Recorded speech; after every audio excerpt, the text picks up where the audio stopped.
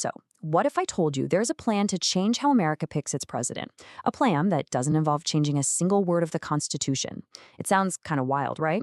But it's a real thing, a quiet revolution that's been happening in state houses across the country. And it really kicked into high gear after the wild presidential election back in 2000. All right, let's get into it. Here's the game plan for this explainer. We're going to start with the problem that got this whole movement started. Then, we'll look at the seriously clever workaround they came up with and trace it all back to a surprising place, Tennessee. After that, we'll break down the mechanics, dive into the national debate, and see just how close this thing is to actually happening. Okay, so what is the actual problem we're talking about? Well, it boils down to this one simple, and for a lot of people, really frustrating fact. In the US, the person who gets the most votes for president doesn't always win. It's a quirk of the Electoral College that has, a few times now, completely changed the course of American history. Now, it's happened 5 times. But the one that really lit the fuse for this whole modern movement was in 2000. You had Al Gore winning the popular vote by more than 500,000 people, but George W. Bush won the presidency. This was the first time that had happened since 1888, and it was a total political shockwave. It got a lot of people asking, wait a minute, is there a better way to do this? Now, you're probably thinking, okay, if the system is the problem, just change the Constitution, right? Well, if only it were that easy.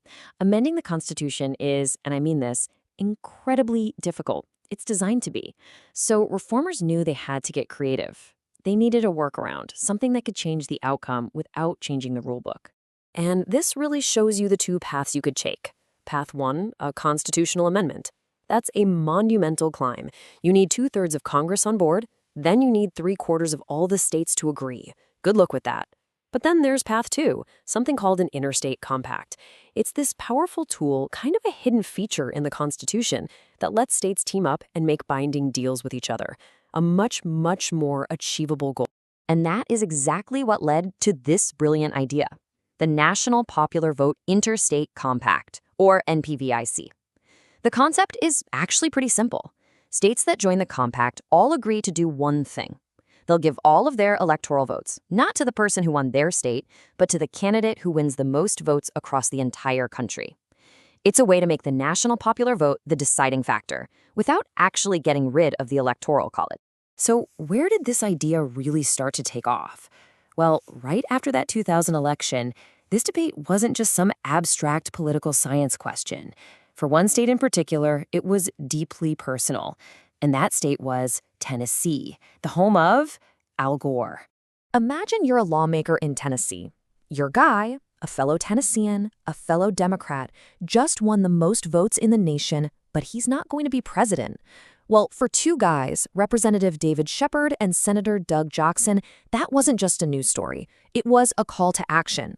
They felt that loss firsthand and became some of the very first champions for this new kind of reform. And they didn't just complain about it. They got to work. Like immediately after the election, Senator Jackson and Representative Shepard introduced bills in Tennessee to do exactly what the compact proposes, award the state's electoral votes to the national popular vote winner. This was one of the very first times anyone in the country had tried this. The whole movement basically found its spark right there in Tennessee. All right, so we've got the problem and we've got the people who decided to fix it. But how does this thing actually work? What are the nuts and bolts? The plan itself is actually really elegant. It's basically a 3-step dance. First, a state has to pass a law to join the club. But here's the brilliant part, the built-in safety switch. Nothing happens right away. The compact only activates when the states who've joined have a combined total of at least 270 electoral votes. Once they hit that magic number, and only then, all the member states are legally bound to give their votes to the national popular vote winner. And that number, 270, is the key to the whole shebang.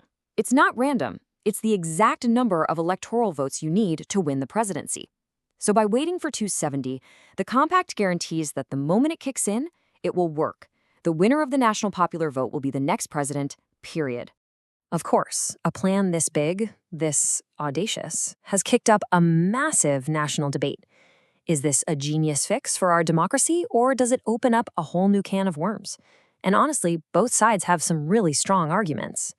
So supporters will tell you this is about one of the most basic principles of democracy. One person, one vote.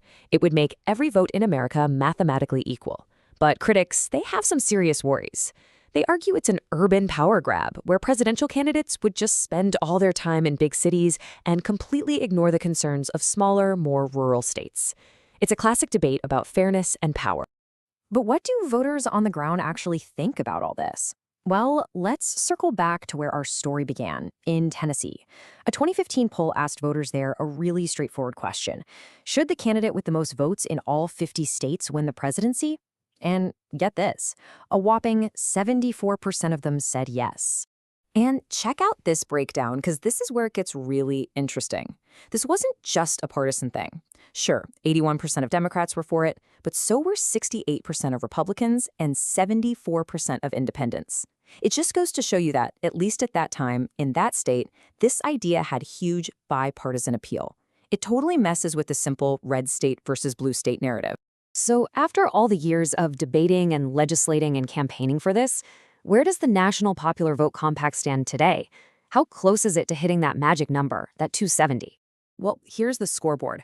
As of right now, states with a combined 209 electoral votes have signed on.